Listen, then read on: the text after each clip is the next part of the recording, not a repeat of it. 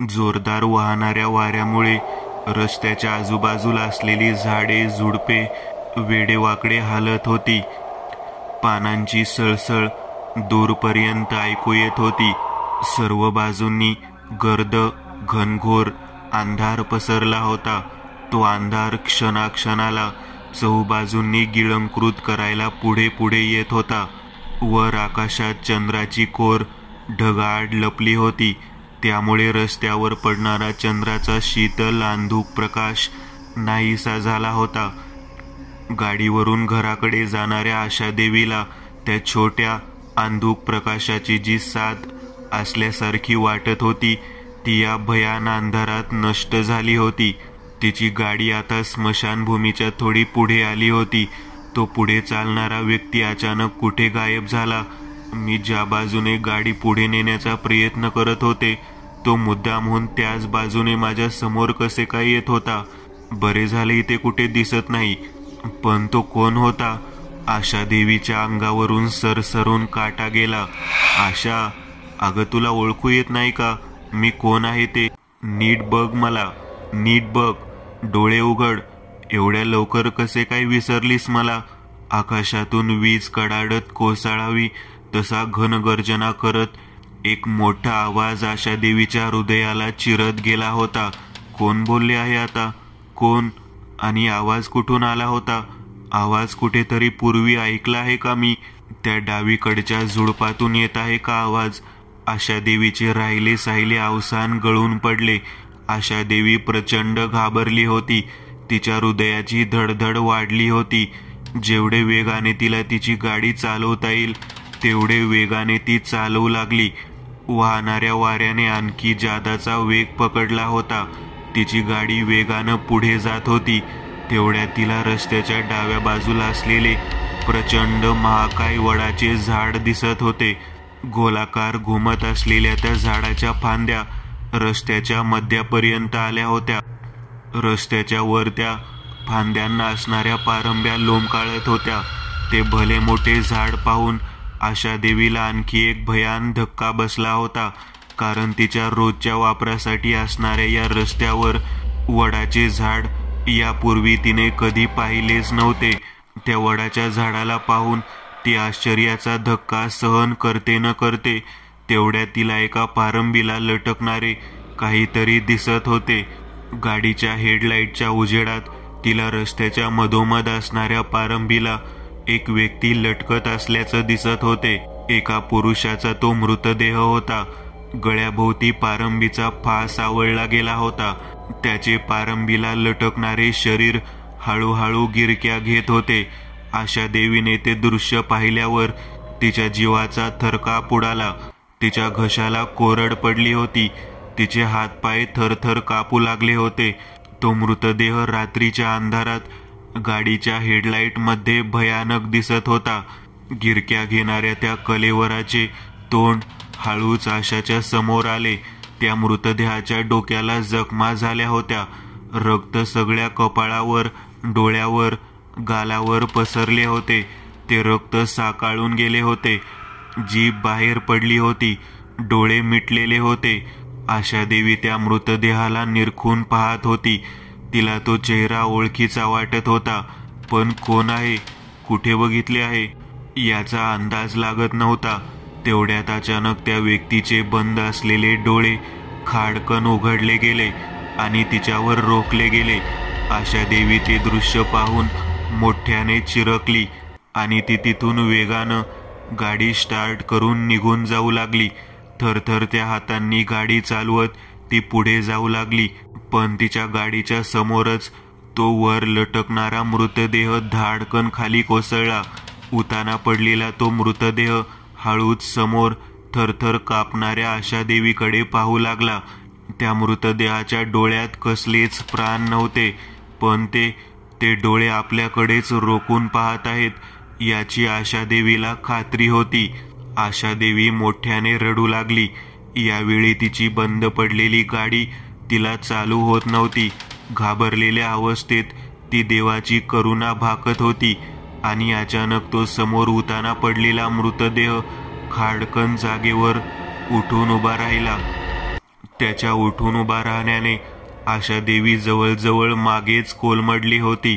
तिच्या हातातून गाडी खाली पडली होती. हळूहळू जाण्याची उरली सुरली आशा मावळली होती. त्या उठून बसलेल्या दानवाने रक्ताळलेली आपली नजर तिच्यावर रोखली. ते कलेवर पुढे पुढे चालू लागले. ते जवळ आल्यावर त्या भूताला पाहून तिने मोठी किंकाळी फोडली, कारण तिच्या समोर जो भूत म्हणून, राक्षस म्हणून उभा होता तो तिच्यासोबत हॉस्पिटलमध्ये काम करणारा शिवा होता, जो कालच्या रात्री हॉस्पिटलमध्ये मरण पावला होता. सकाळी 7 वाजता पाटील सरांची टीम शहराची स्मशानभूमी ज्या रस्त्याच्या बाजूला आहे त्या रस्त्यावर महत्त्वाचं काम करताना दिसत होती. रस्त्यावर बघ्यांची गर्दी हळूहळू वाढत होती. रस्त्याच्या कडेला एका झुडपाजवळ महिलेचा मृतदेह निपचित पडलेला दिसत होता. तिच्या उघड्या असणाऱ्या डोळ्यात भीती दिसत होती. डोक्याला मार बसला होता. डोक्याला मार लागल्याने सगळ्या चेहऱ्यावर रक्त लागले होते. रक्ताने आजूबाजूची जागा माखून गेली होती. रस्त्याच्या बाजूच्या खड्ड्यात तिची स्कूटी बंद पडली होती. स्कूटीच्या समोरचा भाग चेंदामेंदा झाला होता. बहुतेक एखाद्या मोठ्या वाहनाने उडवले आहे सर. कॉन्स्टेबल प्रमोद जवळ उभे असलेल्या पाटील सरांना म्हणाला. होय, ते दिसतच आहे. मोठ्या वाहनाने उडवले आहे खरे, पण चुकून अपघाताने उडवले आहे की अपघात भासावा असे उडवले आहे, याचा तपास करावा लागणार आहे. इन्स्पेक्टर पाटील सरांनी शंका व्यक्त केली. सर, यात तुम्हाला काही घातपात असण्याची शक्यता वाटत आहे का? कॉन्स्टेबलने धीट होऊनच हा प्रश्न विचारला होता. होय, यात मला घातपाताचा संशय वाटत आहे, कारण ही महिला ज्या ठिकाणी काम करत होती तिथल्या एका कर्मचाऱ्याचा परवाच्या रात्री मृत्यू झाला आहे. आणि तुम्हाला नाही का वाटत एकाच ठिकाणी काम करणाऱ्या लोकांचा 2 दिवसात एकामागून एक असा मृत्यू होतो, तो घातपात आहे? पाटील सरांनी विचारलेल्या प्रश्नाला कोणीही उत्तर दिले नाही. पाटील सर ऑफिसमध्ये खुर्चीला पाठीमागे रेलून बसले होते.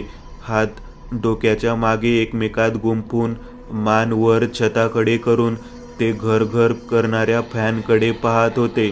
घटना या फॅनच्या गतीप्रमाणे वेगाने घडत आहेत, पण या दुर्दैवी घटनांना कुठे अंत आहे का? शहरात 2 खून पडले आहेत, पण खरंच या 2 घटना खून आहेत का?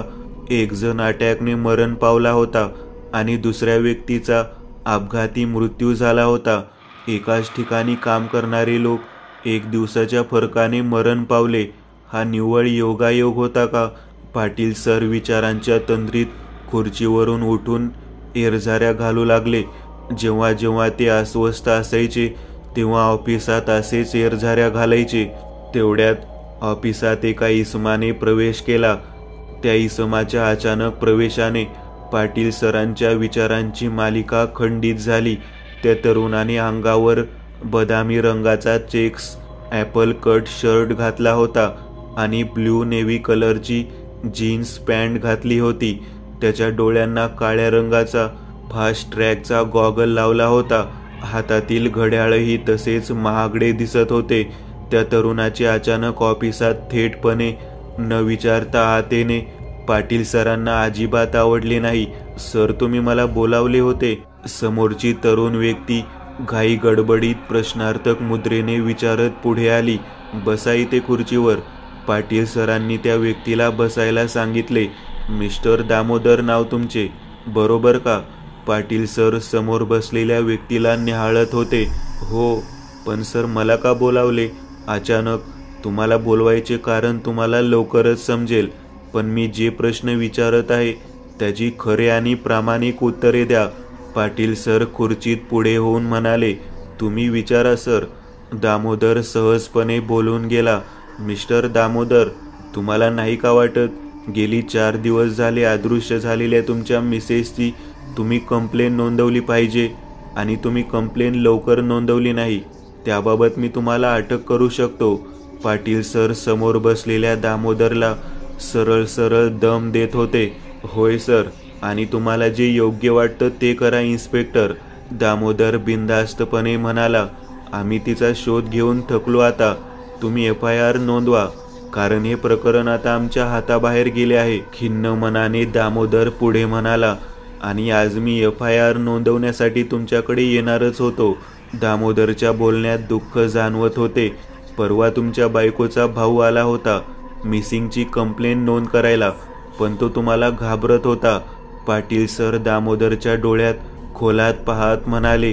दामोदरच्या डोळ्याची झालेली हालचाल त्यांना पाहायची होती, पण दामोदरच्या डोळ्यात शांत भाव दिसत होता. कुठलीही अस्वस्थता त्यांना जाणवली नाही. सोहम आला होता काय स्टेशनला? आणि तो तरी काय करणार बिचारा? वनिता कुठेच सापडत नाही. आम्ही खूप शोध घेतला तिचा. आणि सोहम आमची रिस्पेक्ट ठेवतो याचा आम्हाला आनंद आहेच. आणि तो इथे पोलीस स्टेशनला आला म्हणून त्याला मी दोष लावत नाही इन्स्पेक्टर. पण खरंच आता आम्ही हारलो आहोत. वनिता कुठे म्हणजे कुठेच सापडत नाही. आणि आम्ही इब्रतीपायी स्टेशनला आलो नाही. आमच्या पातळीवर प्रश्न सोडवायचा प्रयत्न करत होतो. दामोदर व्यथित होऊन म्हणाला. तो त्याच्या जागेवरून उठला आणि सरळ खिडकीकडे चालत गेला. इन्स्पेक्टर, गेल्या आठवड्यात माझी पत्नी नाहीशी झाली आहे. तिला शोधण्यासाठी आम्ही जंग पछाडले, पण तिचा कुठेही थांगपत्ता लागत नाही. दामोदर, या विश्वात कुठलीही घटना कारणाशिवाय घडत नाही. तेव्हा तुमची पत्नी नाहीशी होण्यास काहीतरी कारण घडलेच पाहिजे ना? शेवटच्या वाक्यावर जोर देत पाटील सर म्हणाले. होय सर, तुम्ही म्हणता ते बरोबर आहे. घरातून गाडी घेऊन ती बाहेर पडली होती आणि ती परत आलीच नाही. बाहेर पडली म्हणजे नक्की कुठे बाहेर? काहीतरी सांगून गेलीच असेल ना तुम्हाला. आणि तिचा कोणाशी काही वाद झाला होता का? पाटील सर डोळे बारीक करून दामोदरला विचारत होते. खिडकीच्या बाहेर थोडा वेळ एकटक पाहून दामोदर म्हणाला. सर, माझ्यात आणि तिच्यात थोडा वाद झाला होता. ती माझ्या आईवडिलांच्या पासून वेगळे राहायचे म्हणत होती. त्याबाबत आमची थोडी शाब्दिक बाचाबाची झाली एवढेच. पुन्हा मी माझ्या कामावर गेलो आणि सायंकाळी जेव्हा मी घरी गेलो तेव्हा बाहेर गेलेली वनिता परत आलीच नाही. तिच्या मोबाईलवर कॉल केले तेव्हा तो स्विच ऑफ लागत होता.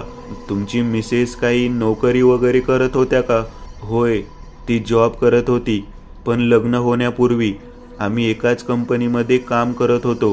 पुढे आमच्यात प्रेम झाले आणि तिने जॉब करायचा विचार सोडून दिला. तिला पूर्ण वेळ घराकडे लक्ष द्यायचं होतं. दामोदर जुन्या आठवणीत हरवल्यासारखा बोलत होता. ठीक आहे, बाहेर कॉन्स्टेबल सुरेश आहेत, त्यांच्याकडे कंप्लेंट नोंदवा. येऊ शकता तुम्ही. आणि आमच्या परवानगीशिवाय शहर सोडून कुठेही तुम्ही जायचे नाही. पाटील सर म्हणाले. धन्यवाद सर. काही तिच्याबाबत माहिती मिळाली किंवा काही शोध लागला की मला कळवा. आम्ही तिची वाट पाहत आहोत. घरी मुले तिची वाट पाहत आहेत. दामोदर दुःखी मनाने पोलीस स्टेशनच्या बाहेर पडला. दामोदर बाहेर गेल्यावर थोड्या वेळाने पाटील सरांनी कॉन्स्टेबल प्रमोद आणि कॉन्स्टेबल सुरेश यांना बोलावून घेतले. तुम्ही दोघे या दामोदरवर बारकाईने लक्ष द्या. तो कुठे जातो, काय करतो, सगळी डिटेल्स मला मिळाली पाहिजे. याच्यावर माझा संशय आहे. बोलतो आहे पोपटासारखा, पण संपूर्ण खात्री केल्याशिवाय, सत्यता पडताळून पाहिल्याशिवाय अंतिम निर्णय घ्यायचा नाही. आणि आजूबाजूच्या सर्व पोलीस चौकीमध्ये वनिता हरवल्याबद्दल, घरातून निघून गेल्याबद्दल माहिती पाठवा. शोध जारी करायला सांगा. रात्रीचे 11 वाजले होते. डॉक्टर रमेश नेवे त्यांच्या आलिशान बंगल्यात हॉलमध्ये पुस्तक वाचत बसले होते. त्यांच्या अंगावर नाईट सूट होता, डोळ्यांना चष्मा होता. 11:30 पर्यंत पुस्तक वाचून झाल्यावर त्यांनी ते पुस्तक हळुवारपणे मिटले. झोपेची एक जोरदार जांभाई त्यांनी दिली. पुस्तकाला बुकमार्क करून समोरच्या टेबलवर ते ठेवून दिले. डॉक्टर झोपण्यापूर्वी वॉशरूममध्ये गेले. वॉशरूममधील आरशापुढे हात धुत असताना त्यांना त्या समोरच्या आरशात रोजच्यापेक्षा वेगळेपणा जाणवला. आरशात दिसणारे स्वतः डॉक्टरचे प्रतिबिंब एकटकपणे त्यांच्याकडे पाहत होते. डॉक्टरांनी हातांची हालचाल केली तरी ते आरशातील प्रतिबिंब हालचाल करत नव्हते. आश्चर्याचे धक्के डॉक्टरांना बसत होते. ते प्रचंड घाबरले होते. त्यांनी पुढे काही करण्यापूर्वी, तिथून पळून जाण्यापूर्वीच आरशातील त्यांचे प्रतिबिंब आरशाच्या बाहेर आले आणि त्यांच्या समोर उभे राहिले. आठवडा होऊन गेला होता तरी वनिताचा पत्ता लागला नव्हता. मी शाळेत रीतसर रजा अर्ज केला आणि चांगली 15 दिवसांची सुट्टी काढली.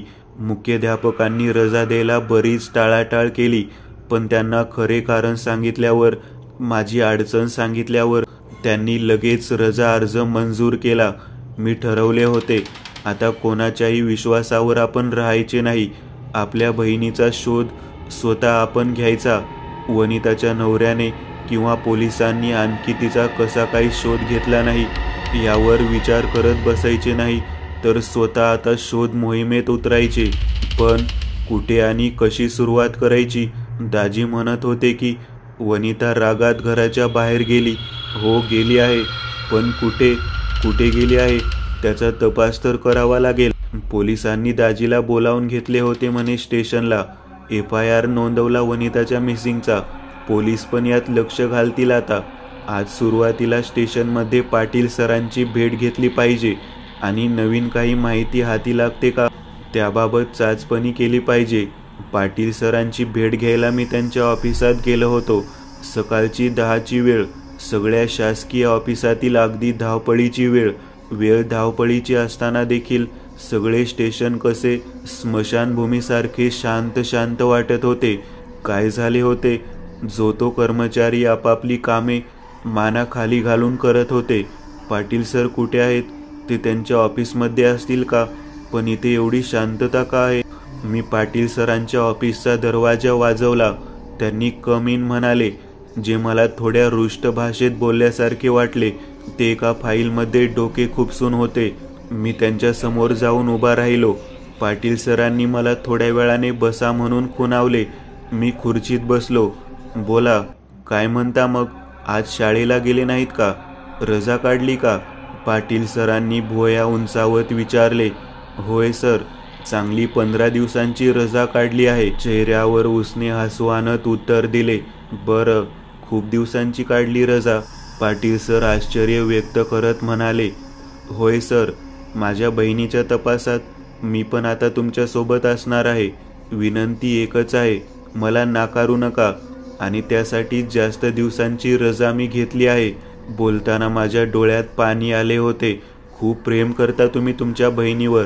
स्वार्थाच्या पलीकडे कुठेतरी नाती जपणारी माणसे भेटली की मनाला बरे वाटते गुरुजी. पाटील सर भावनिक होत म्हणाले. तिला माझ्याशिवाय कोण होते? आई वडिलांच्या नंतर तिला मीच तर शिकवले. ती म्हणेल ते तिला शिक्षण दिले आणि पुढे मोठ्या पॅकेजच्या जॉबला लागली ती. आणि तिच्याच कंपनीमध्ये काम करणाऱ्या दामोदर सोबत तिने लग्न करण्याची इच्छा व्यक्त केली. पाटील सर माझे बोलणे मन लावून ऐकत होते. मी त्यांच्या समोर आठवणीत हरवल्यासारखा बोलत होतो. मी दोघांच्या विवाहाला मान्यता दिली. सुखी संसार सुरू होता. संसाररूपी वेलीवर 2 फळे लागली. त्यांना 2 लेकरं झाली होती. सगळे कसे आनंदात सुरू होते. पण अचानक असे कसे संकट आले? बोलताना माझा कंठ दाटून आला होता. एकीकडे एवढे बहिणीवर प्रेम करणारे तुम्ही आणि दुसरीकडे स्वतःच्या इज्जतीला घाबरून 4-5 दिवस घरातील बेपत्ता झालेली बायकोची कंप्लेन करायला उशीर करणारे तुमचे दामोदरराव. तुम्हाला दामोदरवर संशय नाही का आला? त्यानेच तुमच्या बहिणीचे काहीतरी केले असेल म्हणून. पाटील सरांचा थेट प्रश्न माझ्या काळजाला भिडला. नाही सर, ते शक्य नाही. त्या दोघांचे एकमेकांवर जीवापाड प्रेम होते आणि आमचे दाजी तसे काही करणे शक्य नाही. माझा विश्वास आहे त्यांच्यावर. पाटील सर एकटक माझ्याकडे पाहत होते. कदाचित माझ्या बोलण्यातून माझे दाजी प्रेम आणखी एक वेळ त्यांना दिसून आले असेल. तेवढ्यात एक कॉन्स्टेबल घाई गडबडीत आत आला. पाटील सरांच्या कानात कुजबुजत तो काहीतरी बोलत होता. त्या कॉन्स्टेबलचे बोलणे ऐकून आतापर्यंत शांत दिसणाऱ्या पाटील सरांच्या चेहऱ्यावर संतापाची लाट उसळलेली दिसत होती. तो कॉन्स्टेबल निघून गेला. पाटील सर समोरच्या टेबलकडे एकटक पाहत होते. ते शून्यात नजर हरवून बसले होते. थोड्या वेळाने मीच धीर धरून त्यांना बोललो. मनात प्रश्न होतेच.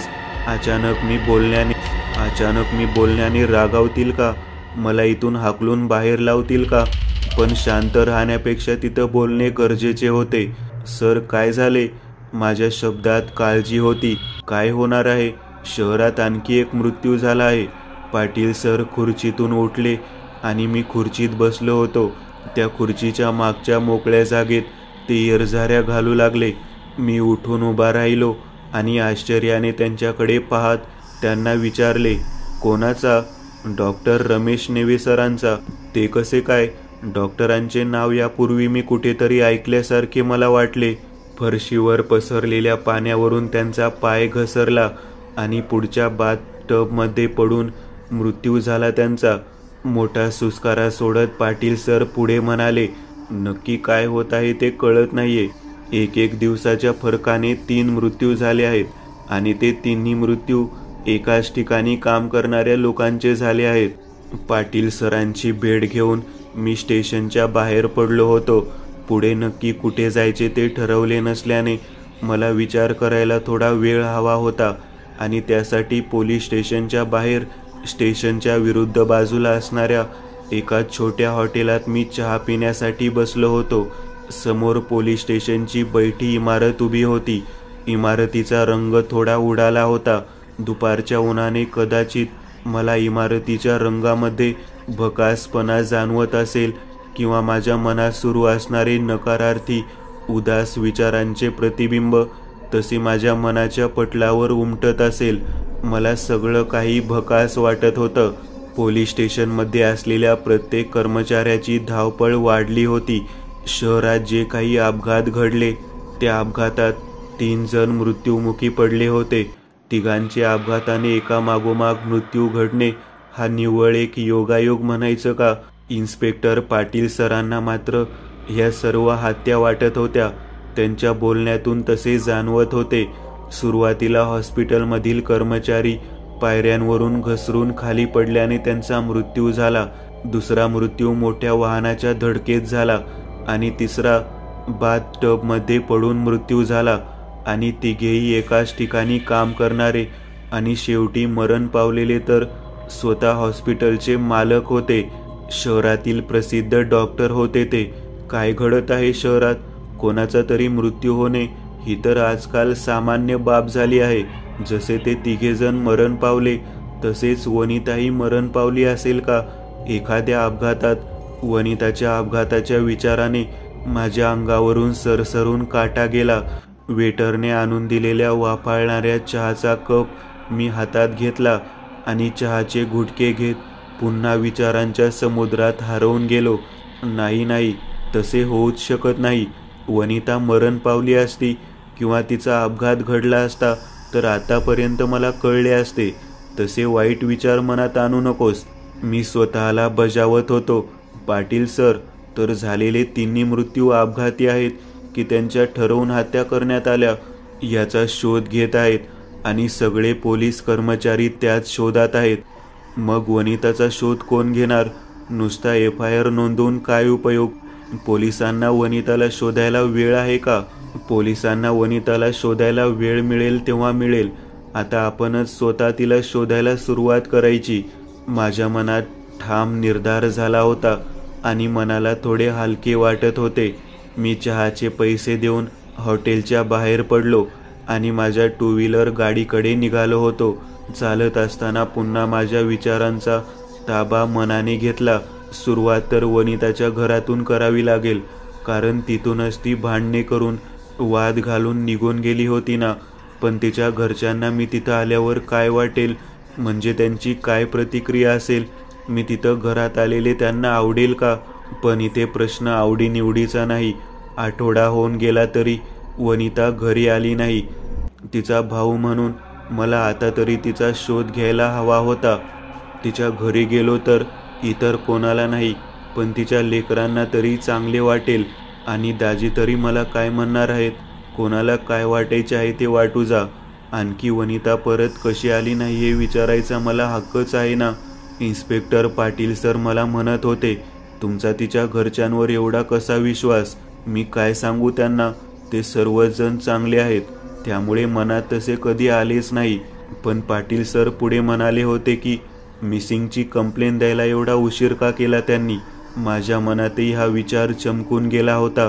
खरंच दाजीने पोलीस स्टेशनला कंप्लेंट का दिली नाही, तर स्वतःच्या घराची प्रतिष्ठा लयास जाईल म्हणून. पण कुठल्याही प्रतिष्ठेपेक्षा माझ्या बहिणीच्या जीवाचे मोल अधिक आहे ना.